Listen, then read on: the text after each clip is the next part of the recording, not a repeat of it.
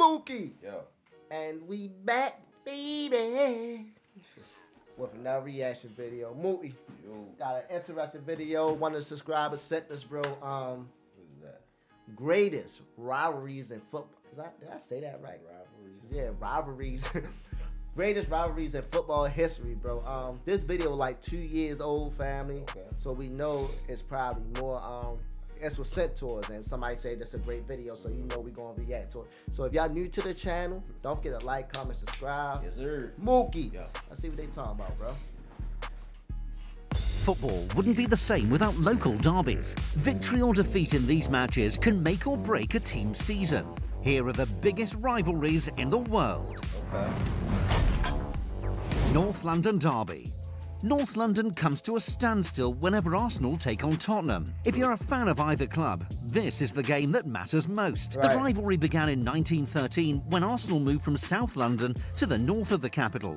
Bad blood between the clubs increased 6 years later when Arsenal were controversially elected to the First Division at Spurs' expense. That sparked a feud that's still going strong more than 100 years later. I guess this what they mean, bro, when they be like, yo, these rivalries go way back. Right. You feel what I'm saying? Right, like right. they go far back. Like 1913, yeah, bro. That's 100 years? 100 years, bro.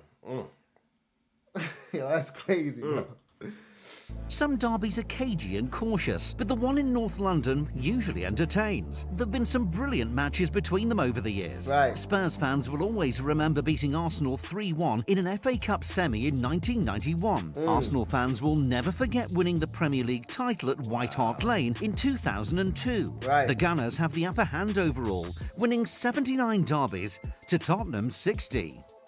El Clasico. Okay. Oh, There's no Lord. bigger game on the sir, planet than baby. Barcelona Know it. versus Real Madrid. Allah. The world stops Yeah. every time El Yeah. Clasico comes around. Yeah, yeah. Get out my face, Sergio. Get out my face. Here we go.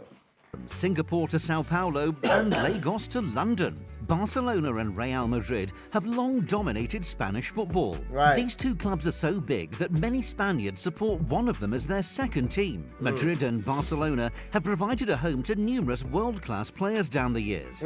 Alfredo Di Stefano, Johan Cruyff, Diego Right. Maradona, Right. Lionel Messi and Cristiano Ronaldo Oh, have all Lord. played for one of the two giants.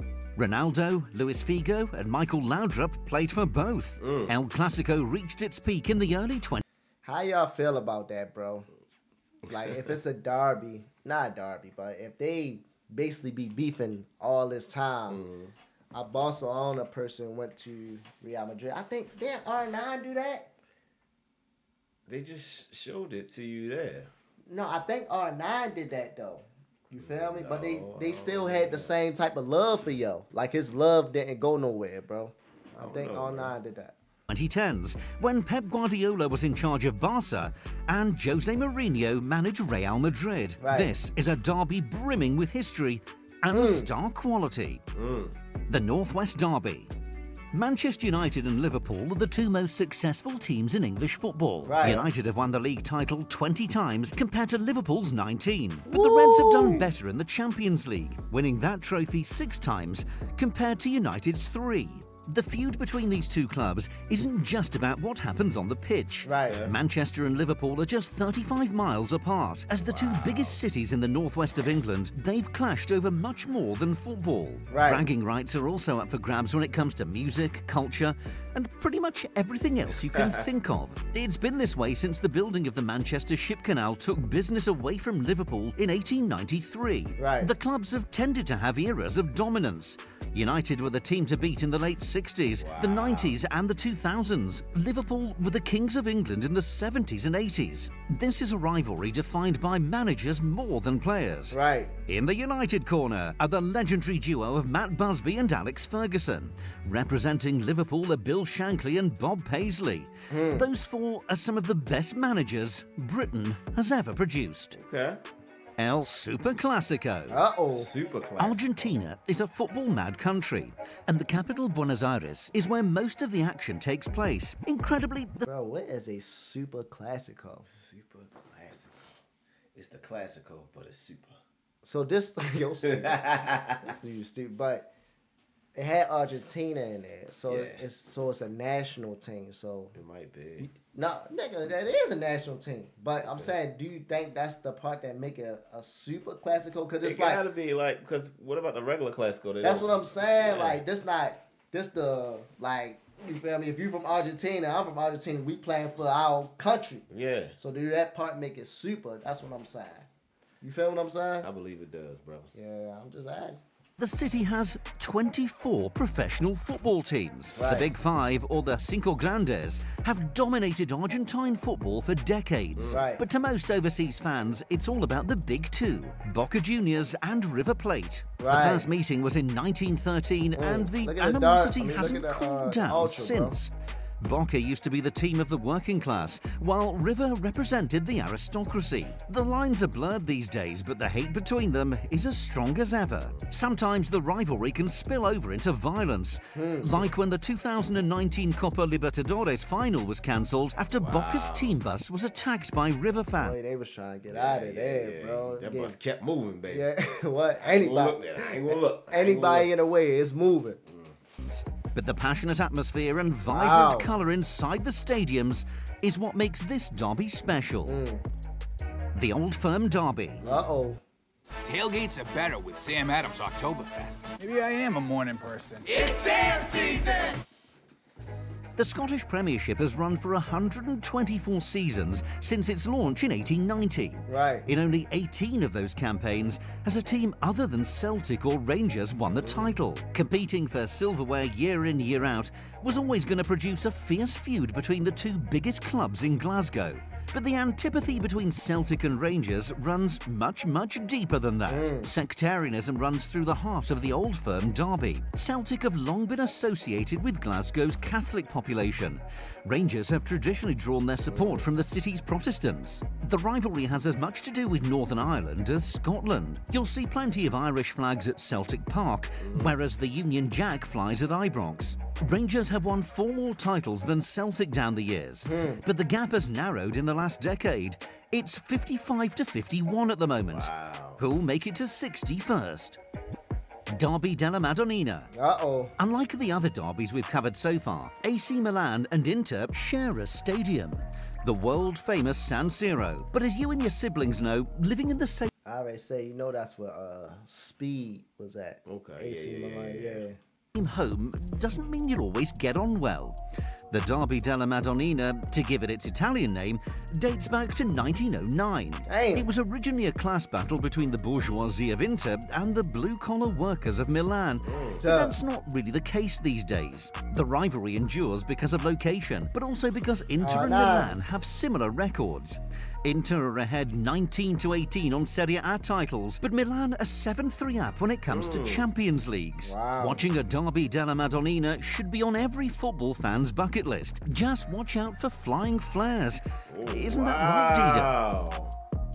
Manchester Derby. Wow. Liverpool aren't Manchester United's only rivals. Over the last 10 years, United have become increasingly concerned with their noisy neighbours from down the road. Manchester United versus Manchester City used to be a one-sided rivalry. As Right. recently as the late 90s, the clubs were 2 divisions apart. City returned to the Premier League in 2000 and won the occasional game against United. But at the end of the season, it was invariably the Red Devils who were celebrating with silverware. That's Lord. changed over the last decade. Since 2010, City have won 5 Premier League titles to United's 2. Matches between the two clubs are much more intense now that they're both competing at the top of the table. Don't underestimate the local bragging rights either. City fans have always By the way, the pictures they showing, it look like all the places look beautiful, boy. Yeah, Real, yeah, like, like to claim that they have more fans than United in Manchester. It's hard to prove whether that's true or not. But the constant taunts and jibes between the two sets of supporters show just how much this derby means. Derby of the eternal enemies. Is there a better name for a football rivalry than the Derby of the Eternal Enemies? It's also known as the mother of all battles in Greece, where Olympiakos and Panathinaikos are always vying for supremacy. Panathinaikos are from the centre of Athens. They traditionally represented Athenian high society. On the other hand, Olympiakos hail from the gritty port of Piraeus, and their supporters tended to be working class. Just like other derbies, those class differences have faded over the years, but the antagonism between the clubs hasn't softened one bit. Flares, fireworks and tear gas are regular sights at a derby game in the Greek capital. Only twice since 1994 has a team other than Olympiakos or Panathinaikos won the title. Olympiakos are the more successful of the two domestically, but Panathinaikos have done better on the continent. They once reached the final of the European Cup, but were beaten by Ajax at Wembley. Merseyside Derby. Liverpool versus Everton is often known as the friendly derby, but just because many families are divided between red and blue doesn't mean this fixture's lacking in conflict. Now, not everyone knows that Everton used to play their home games at Anfield. In 1892, club directors decided to move to Goodison Park, but the chairman, John Holding, disagreed. He made his frustrations known by starting a new team, Liverpool Football Club. This is the longest-running top-flight derby in England. So you can have two rivalries? I guess so. I look at, like, when you say that, because they basically got two. You basically saying it's two derbies. So you can have two rivalries. Like, I get it. I don't understand two rivalries. I only understand one, because think about the Lakers. It's like the biggest rivalry. Okay, I'm beefing with this team when we go at this. But if you think about American football, the Cowboys got a lot of rivalries. Yeah, but it's always one, like for Baltimore Ravens, where it'd be like Steelers. It's never like somebody else. Like, it was one point in time we was beefing with the Titans with Steve McNair, Eddie George, and them. But I'm saying though, it ain't like they was our biggest rivalry. I'm just saying. That's you get what I'm saying? Like, it can be confusing. Y'all clear that up. Can it be two derbies? Right. I mean, two main rivalries with one football club. Yeah, that's. I mean, yeah. I mean, if it is, that's understandable. It's just crazy. We never seen it like that before. It was always like one. You feel me? It's been playing every single season since 1962, and the all-time results... Because this is our second time seeing Liverpool on here, bro. ...are closer than you might think. Liverpool have won 54 league games, while Everton have won 48. Renowned for a raucous atmosphere in the stands and full-blooded tackles on the pitch, the derby's also produced some moments of unity. Liverpool and Everton fans sat together at the 1984 League Cup final, and the blue half of the city stood behind their red neighbours after the Hillsborough disaster of 1989. Derby de Lisboa. Some derbies take a while to get going, but that wasn't the case in Lisbon. Sporting CP and Benfica were at each other's throats before they'd even played a game against each other. Benfica had reasons to be annoyed. Just before the first ever meeting, Sporting signed 8 of their players who were lured across the city by the promise of better working conditions. The touch paper was lit on that day in 1907, and it's been burning ever since. Portuguese football is all about the big three of Porto, Benfica and Sporting. Benfica have won the most titles and have a better record in Europe too. But Sporting have had their moments, including a 7-1 win against Benfica in 1986. These clubs produce some of Portugal's greatest. The legendary Eusebio made his name at Benfica, becoming a footballing icon. East London versus South London.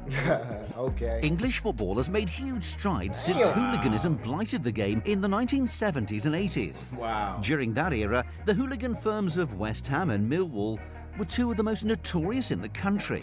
The two clubs don't play each other much these days. West Ham are established in the Premier League and Millwall are in the Championship. But the feud between teams who used to be just 3 miles apart hasn't died. A cup game in 2009 proved just that. It became known as the Upton Park Riot, after numerous pitch invasions and fighting on the streets. A Millwall fan was even stabbed in the chest outside the ground. Maybe it's a good thing they don't play each other all that often. Yeah, I would think so. Derby della Capitale. The north of Italy is wealthier than the south. And it's also produced more successful football teams. AC Milan, Inter and Juventus are dominant forces in the Italian game. When it comes to passion, though, it's hard to beat Rome. The rivalry between Roma and Lazio is as fierce as they come. With only 5 league titles between them, winning the derby is often the most important part of these teams' seasons. Roma and Lazio fans care more about winning the derby than where they finish in the league, said former Lazio star Paolo Di Canio. The clubs share the Stadio Olimpico, with Lazio's ultras congregating in the Curva Nord and Roma fans gathering in the Curva Sud. The pre-match choreography is a sight to behold, with humorous banners on display at both ends of the stadium. South Wales Derby. There are 92 teams in England's top 4 divisions, but only 89 of them are English. Newport County, Swansea City and Cardiff City are all based in Wales, but play in the English system. 2 of those clubs absolutely detest each other. There's no sign of... Yo, it's the clubs always going at it, bro. Guts. Boy, they really be fighting, man. Crazy. Welsh solidarity between Swansea and Cardiff. There used to be friendly relations between the clubs, but everything changed after some feisty games in the 1960s. Derbies in subsequent decades were blighted by violence and hooliganism. Fighting is rarer these days, but only because of tight restrictions. Welsh police usually insist on Cardiff versus Swansea being a bubble match, where away fans are banned from travelling independently to the stadium. Intercontinental Derby. Oh, Lord. Countless footballers have described Turkish stadiums as the most intimidating they've ever played in. The decibel levels are off the charts whenever Galatasaray and Fenerbahce lock horns in the Intercontinental Derby. The name is self-explanatory. Gala are from the European side of Istanbul, while Fener are based a few miles to the east in Asia. These 2 clubs have always fought to be the biggest and best in Turkey's largest city. Their passionate supporters live and breathe football. And the tension in the air is palpable on Derby Day. If you've ever questioned Graham Souness's bravery, remember that he planted a Galatasaray flag in the centre of the Fenerbahce pitch when he was Gala's manager. It wasn't the smartest thing I've ever done, he said later. No kidding. Which other derbies would you add to the list? Drop a comment and don't forget to hit subscribe so you never miss a video. That's good, man. That was insightful, bro. That was insightful. Really insightful. That was cool. Number 1, I'm going to say, man, be safe. Yeah. Be safe. They get vicious in these derbies, man. It's crazy, bro. It's like, I feel like penalties and how the league treat the players, it should go for the fans, too, if they that passionate about the sport.